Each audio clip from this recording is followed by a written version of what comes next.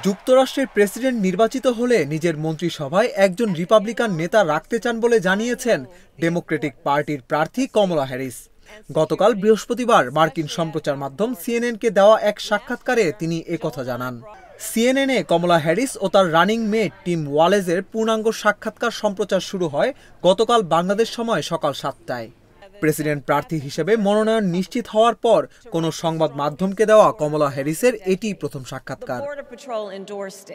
সাক্ষাৎকারে কমলা হ্যারিস তার জাতিগত পরিচয় নিয়ে রিপাবলিকান পার্টির প্রেসিডেন্ট প্রার্থী ডোনাল্ড ট্রাম্পের তোলা প্রশ্ন নাকচ করে দেন। এছাড়া অভিবাসন নীতি নিয়েও তিনি তার অবস্থান পরিষ্কার করে বক্তব্য দেন।